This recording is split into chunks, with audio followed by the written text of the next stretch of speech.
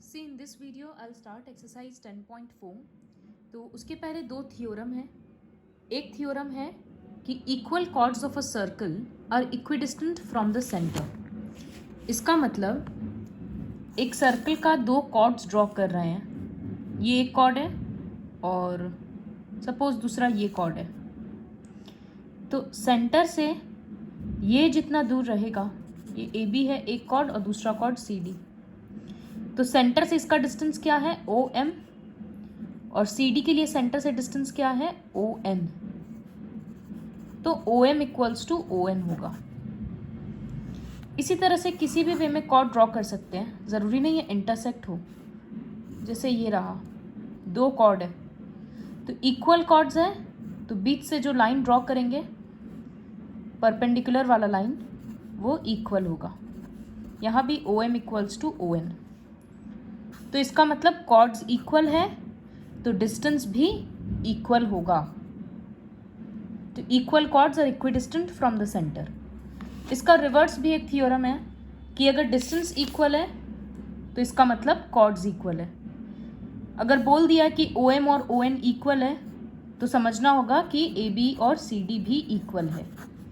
यही थ्योरम है। तो अब वर्कशीट स्टार्ट करते हैं। 10.4 का फर्स्ट सम। ये सारे सम्स में रिवीजन का अच्छे से ज़रूरत है। So two circles of radius 5 centimetre and 3 centimetre. दो सर्कल है और वो दोनों इंटरसेक्ट कर रहा है। छोटा बड़ा सर्कल है, तो एक का सेंटर O, एक का सेंटर O डैश। दोनों का डिस्टेंस 4 सेंटीमीटर है। मतलब ये जो पूरा डिस्टेंस है, डिस्टेंस बिटवीन देयर सेंटर्स, ये पूरा 4 सेंटीमीटर है। Find the length of the common chord. मतलब ये कॉर्ड दोनों सर्कल के लिए कॉमन है। इस सर्कल को भी मिल रहा है ए बी और इस सर्कल को भी, तो इसका डिस्टेंस निकालना है।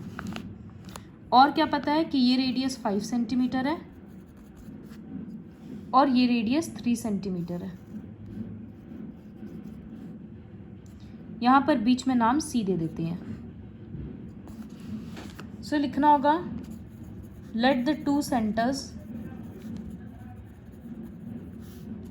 be O and O dash and the common chord be AB. Let OC equals to X. इस डिस्टेंस को X ले रहे हैं, तो पीछे वाला डिस्टेंस क्या होगा? ये पूरा 4 है और इधर X है, तो ये बचा हुआ 4 माइनस X होगा।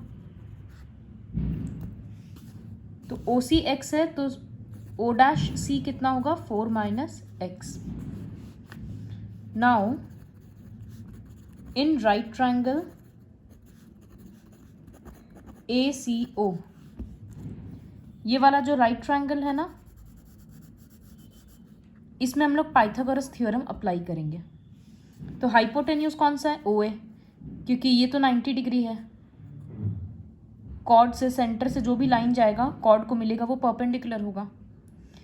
तो ओ ए square equals to A C का स्क्वायर प्लस ओ सी का स्क्वायर। ओ ए के बदले 5 स्क्वायर। ए सी का वैल्यू नहीं पता तो ए सी लिखेंगे और ओ सी के बदले एक्स का स्क्वायर। तो ये क्या बन गया 25 equals to A C square plus x square. A C का वैल्यू निकालेंगे तो एक्स स्क्वायर इस तरफ आ जाएगा, तो लिखेंगे 25 minus X square equals to A C square. Equation 1 देकर छोड़ दिया। अब दूसरा ट्रायंगल लिख रहे हैं। In triangle A C O dash, पीछे वाला भी तो एक राइट ट्रायंगल है ना, ये वाला। इसमें भी हम लोग पाइथागोरस थ्योरम अप्लाई करेंगे। तो ए ओ डैश हाइपोटेन्यूज इसका, तो लिखेंगे in triangle this A O dash square equals to A C square plus C O dash square. ये डैश देना मत भूलना। तो ए ओ डैश कितना है 3 सेंटीमीटर, तो 3 का स्क्वायर। फिर से ए सी तो पता नहीं है और सी ओ डैश कितना है, पीछे वाला डिस्टेंस 4 माइनस एक्स, तो 4 माइनस एक्स का होल स्क्वायर। यहाँ इसके बदले 9 बैठेगा और यहाँ पर क्या होगा, 4 का स्क्वायर 16, तो a square plus b square minus 2ab, तो 8x, 2 इंटू 4 इंटू एक्स। फिर हम लोगों को AC रखना है, तो सारे नंबर्स को उधर भेजेंगे। तो पहले 9, 16 उधर जाकर सब्ट्रैक्ट होगा, एक्स स्क्वायर उधर जाकर माइनस और माइनस 8x उधर जाकर प्लस।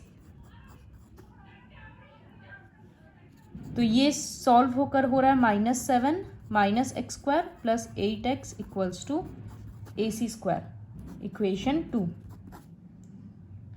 1 और 2 में देखो राइट साइड दोनों का AC स्क्वायर है, तो जब राइट साइड इक्वल है मतलब लेफ्ट भी इक्वल है, तो हम लिख सकते हैं from equation 1 and 2 25 minus X square equals to -7 minus X square plus 8x। दोनों का लेफ्ट पोर्शन को इक्वल लिख दिया। अब 25, ये -7 उधर जाएगा, वेरिएबल्स को एक तरफ करते हैं, कॉन्स्टेंट्स को एक तरफ करते हैं। तो यहाँ 25 है, 7 को इधर ले आते हैं, तो ये हो जाएगा 25 प्लस 7 इक्वल्स टू, इधर already minus X square plus 8x है और ये वाला इधर आएगा तो प्लस हो जाएगा, तो लिखेंगे minus X square plus 8x और प्लस एक्स स्क्वायर। तो ये ऐड होकर 32, माइनस प्लस कट गया और इधर 8x, तो x इक्वल्स टू 32/8, 4 सेंटीमीटर आ गया। तो देखो क्या हुआ, हम लोगों को तो लगा था कि x कुछ 1 2 आना चाहिए था ताकि पीछे का भी तो डिस्टेंस बचे। अब x ही 4 आ गया, तो यहाँ पीछे तो 4 माइनस 4 0 हो गया। इसका मतलब ये वाला लाइन कहाँ पर है, ये जो AC जो कॉमन कॉर्ड है वो इससे 4 सेंटीमीटर दूर है ना, इसका मतलब ये लाइन यहाँ पर है। ये जो कॉमन कॉर्ड है ये एक्चुअली छोटे वाले सर्कल का डायामीटर है। तो ये सर्कल दोनों किस तरह से इंटरसेक्ट किया है, ये बड़ा सर्कल है और जस्ट अ मिनट, ये छोटा वाला सर्कल का डायामीटर ये इस तरह से इंटरसेक्ट किया है, ये रहा दूसरे सेंटर का। ये जो कॉमन कॉर्ड है ये छोटा वाला सर्कल का डायामीटर है। कैसे समझ में आया, क्योंकि x का वैल्यू 4 आ गया, इसका मतलब पीछे वाला डिस्टेंस है ही नहीं। तो C और O डैश एक दूसरे के ऊपर है, तो C and O dash coincide with each other. यहाँ लिखेंगे since x equals to 4 centimetre therefore C and O dash coincide with each other.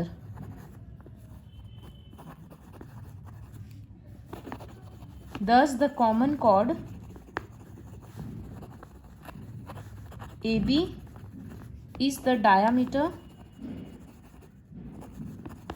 of the smaller circle. जो कॉमन कॉर्ड है वो छोटा वाला सर्कल का डायामीटर है, तो AB का वैल्यू कितना होगा, अगर वो पीछे वाले का डायामीटर है तो रेडियस 3 था, इसका मतलब डायामीटर 6 सेंटीमीटर। तो length of common chord 6 centimetre आएगा। अब तुम लोगों के मन में ये क्वेश्चन भी आएगा कि जब x का वैल्यू 4 आया है और हम लोगों को तो AC चाहिए, तो यहाँ 4 बैठा देंगे, आंसर आ जाएगा। तो AC मिल जाएगा, AB के लिए उसको इंटू 2 कर देंगे। वैसे आंसर तो 6 ही आएगा, लेकिन प्रोसेस करेक्ट नहीं होगा, क्योंकि ये जस्टिफिकेशन एक बार दिखाना पड़ेगा। इससे समझ में आएगा कि हाँ कंसेप्ट क्लियर है कि जब x 4 आ गया तो इसका मतलब ये दोनों पॉइंट एक ही है, तो ये इस प्रोसेस से दिखाना ही पड़ेगा।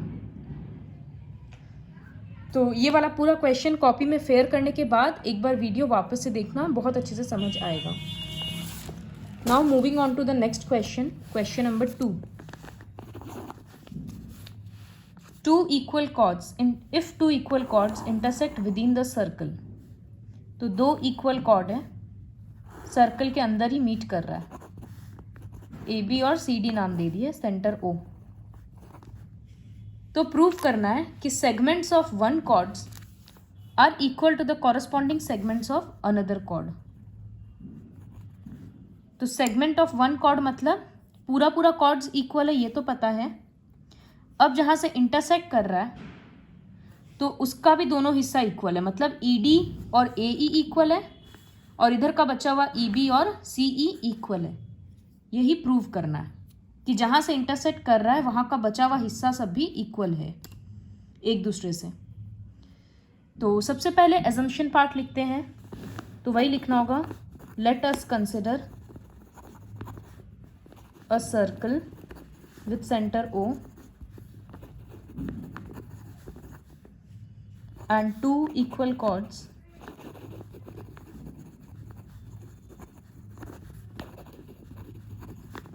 be AB and CD which intersect at E.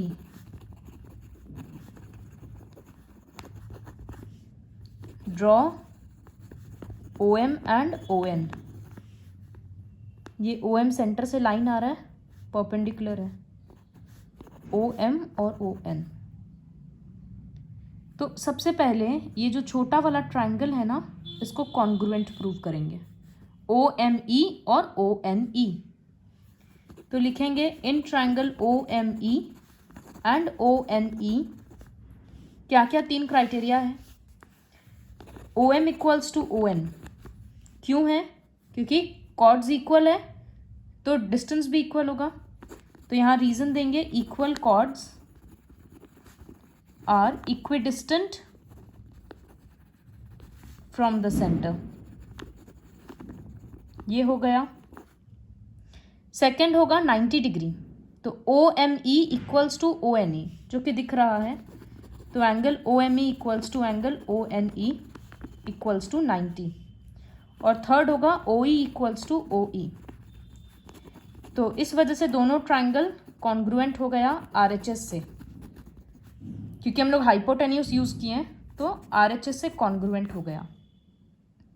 Congruent होने के कारण हम लोग बोल सकते हैं एम ई और एन ई इक्वल है। ठीक है, तो यहाँ लिख रहे हैं M E equals to N E C P C T, और इक्वेशन 1 दे दिया। लेकिन हम लोगों को प्रूव करना है कि पूरा ई डी इक्वल है और ए ई इक्वल है। तो अब एक चीज़ और करेंगे, लिखेंगे पूरा पूरा कॉर्ड्स इक्वल है, A B equals to C D, तो हाफ हाफ भी इक्वल होगा। फिर हाफ ए बी के बदले लिखेंगे ए एम, और हाफ सी डी के बदले लिखेंगे एन डी। ये इक्वेशन 2। अब कर रहे हैं एडिंग इक्वेशन 1 एंड 2। तो लेफ्ट साइड ऐड हो जाएगा, तो लेफ्ट है इसका एम ई और इसका ए एम, तो M E plus A M equals to, इधर का आर एच एस ऐड हो जाएगा, N E plus N D. तो अब फिगर से देखो, एम ई मतलब ये प्लस ए एम क्या बन गया, ए ई बन गया ना, तो यहाँ लिख देंगे ए ई, और इसी तरह से इधर में बन गया डी ई। तो हो गया एक पार्ट इक्वल। अब बचा हुआ पोर्शन को इक्वल करना है, सी ई और बी ई को। तो पूरा से इधर ये हटा देंगे और इधर पूरा से ये सब्ट्रैक्ट कर देंगे। तो यहाँ लिखेंगे नाउ, फिर से लिख रहे हैं ए बी और सी डी इक्वल है, तो अब ए बी से ए ई माइनस कर दे रहे हैं और सी डी से डी ई माइनस कर दे रहे हैं। तो फिगर से देखो, ए बी माइनस ए ई क्या बचा, ई बी, और C D minus D E क्या बचा, सी ई। तो यहाँ लिख देंगे B E equals to C E.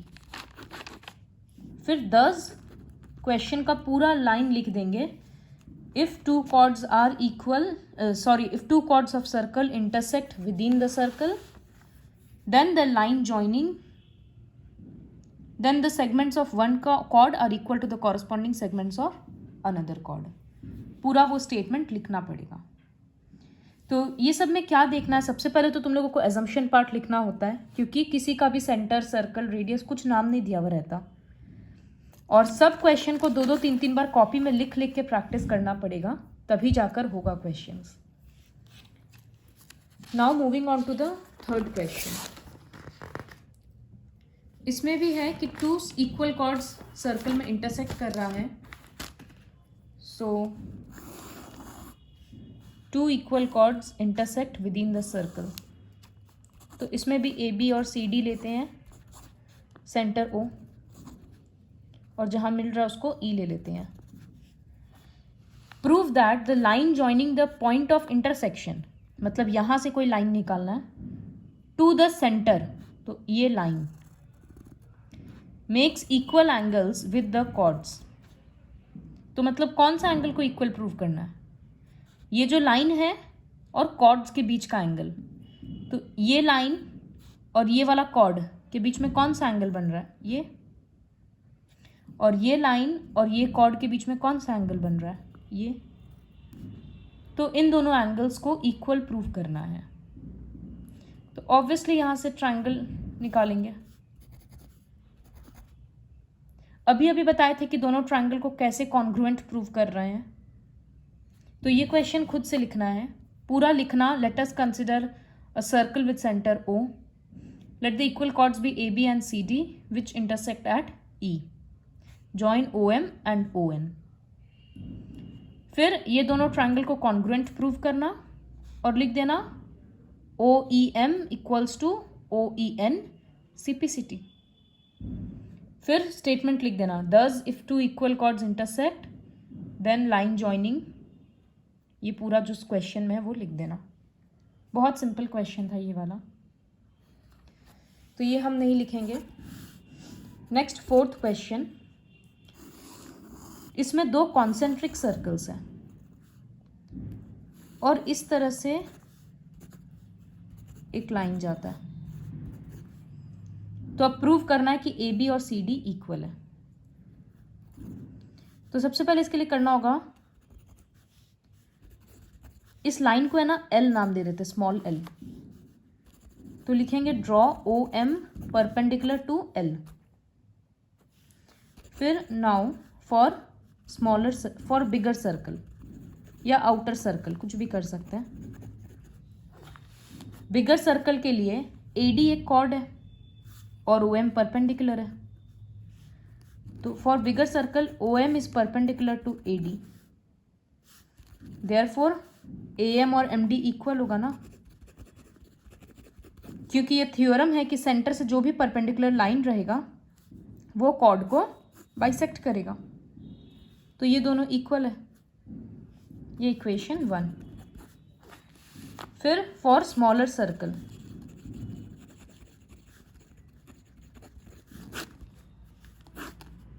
O M, smaller circle के लिए कॉर्ड कौन सा है, बी सी है। तो for smaller circle O M is perpendicular to B C, तो इसका मतलब B M equals to C M. ये इक्वेशन 2 है। अब क्या करेंगे, दोनों इक्वेशन को, जब ए एम इक्वल है इससे और बी एम इक्वल है एम सी से, तो समझ आ रहा है कि सब्ट्रैक्ट करने से ए बी और सी डी बचेगा। तो लिखेंगे सब्ट्रैक्टिंग, देखो 1 को, ए एम को सामने रखना ना सब्ट्रैक्शन में, तो इसका मतलब फ्रॉम इक्वेशन 1 लिखना होगा। तो सब्ट्रैक्टिंग इक्वेशन 2 फ्रॉम इक्वेशन 1, तो यहाँ होगा ए एम, सब्ट्रैक्ट करना है तो A M minus B M, दोनों का एल एच एस, और इधर में दोनों का आर एच एस। तो A M minus B M क्या बचा, ए बी, और इधर में M D minus C M, C D बचा।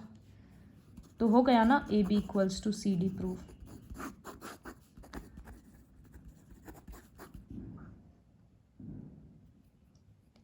फिफ्थ क्वेश्चन ज़रूरत नहीं है, आज तक कभी आया नहीं है तो रहने दो। सिक्स्थ क्वेश्चन देखो, एक सर्कुलर पार्क है जिसका रेडियस है 20 मीटर। 3 फ्रेंड है, अंकुर, शायद और डेविड।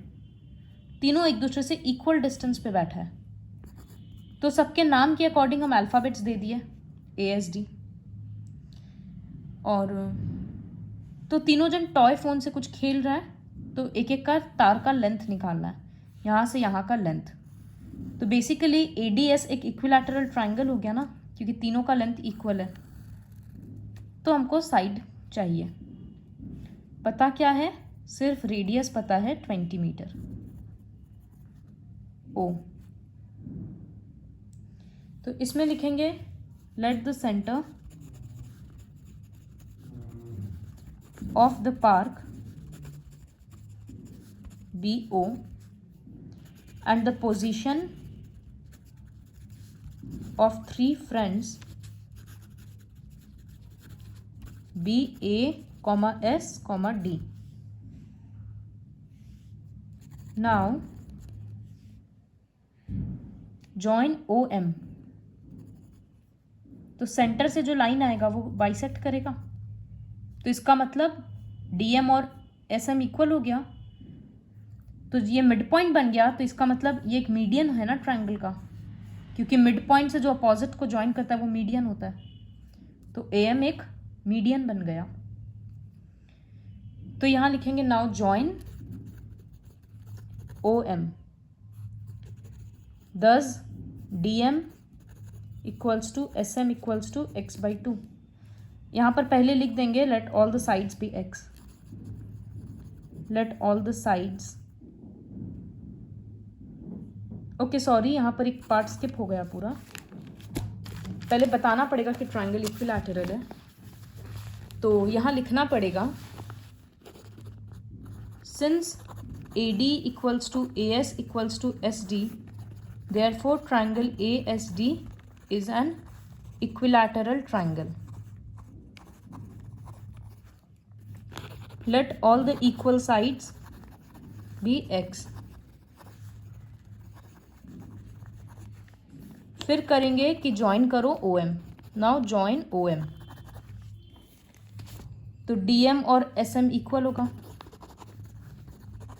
और वैल्यू होगा x/2, क्योंकि पूरा साइड x है तो x/2 और 90 डिग्री तो होगा ही। उसके बाद तो यहाँ लिखेंगे therefore M is the mid point and AM is the median. Similarly सारा मीडियन तो ऐसे ही सेंटर से पास करेगा ना, तो similarly all the medians will pass through the center।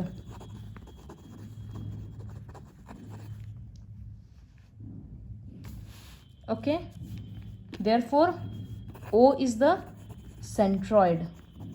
जहाँ सारा मीडियंस मिलता है उसको सेंट्रॉइड बोलते हैं। O is the centroid of the triangle। पुराना प्रॉपर्टीज है इसलिए थोड़ा मतलब जो बोल रहे हैं उसको फॉलो करो। O सेंट्रॉइड है और ये एक रूल है also, the centroid of the triangle divides the median in the ratio 2:1। The centroid of the triangle divides the median in the ratio 2:1। 2:1 में डिवाइड करता है, तो इसका मतलब OA इज टू OM का रेशियो है 2:1। जब ये सेंटर है, सेंट्रॉइड है, तो ये पूरा मीडियन डिवाइड हो गया। तो ऐसा नहीं है कि ये 20 है तो ये भी 20 होगा। 1:1 के रेशियो में डिवाइड नहीं करता है, 2:1 के रेशियो में। इसका मतलब ये 20 है तो ये इसका आधा होगा 10, तभी देखो 2:1 का रेशियो आएगा ना। तो यहाँ लिखेंगे which implies if OA equals to 20 meter then OM equals to 10 meter, कि अगर ये 20 है तो ये 10 है। अगर ऊपर वाला 40 होता तो वो उसका आधा 20 ही होता, इस तरह से। तो अब ये पूरा लेंथ हमको मिल गया ना, 30 मीटर है, 20 + 10। यही चाहिए था, इसलिए इतना कुछ लिखना पड़ा। तो अब लिखेंगे हम therefore AM equals to 30 meter. Therefore AM equals to 20 + 10 30 meter. अब इन राइट ट्रायंगल AMD, ये इधर वाला राइट ट्रायंगल में अप्लाई करते हैं क्योंकि हमको तो x का वैल्यू चाहिए। तो AD हाइपोटेन्यूस है, x का स्क्वायर, इधर 30 का स्क्वायर और इधर x/2 का स्क्वायर। तो लिखेंगे हाइपोटेन्यूस मतलब AD square equals to perpendicular मतलब AM और बेस है MD का स्क्वायर। तो AD स्क्वायर के बदले x स्क्वायर, AM आ गया 30 और MD है x/2 का होल स्क्वायर। तो x square equals to 900 plus x square by 4। ये इधर आकर सब्ट्रैक्ट होगा। तो जब एलसीएम लेकर सब्ट्रैक्ट करेंगे यहाँ पर तो ये आ रहा है 3x² by 4 equals to 900। Cross multiply होगा, 4 900 के साथ ऊपर जाएगा, 3 नीचे, ये कट के हो गया 300। तो x² आ गया 1200। अब x कितना होगा, √1200। तो 1200 का प्राइम फैक्टराइजेशन करना पड़ेगा, रफ में प्राइम नंबर्स ही यूज़ करना है।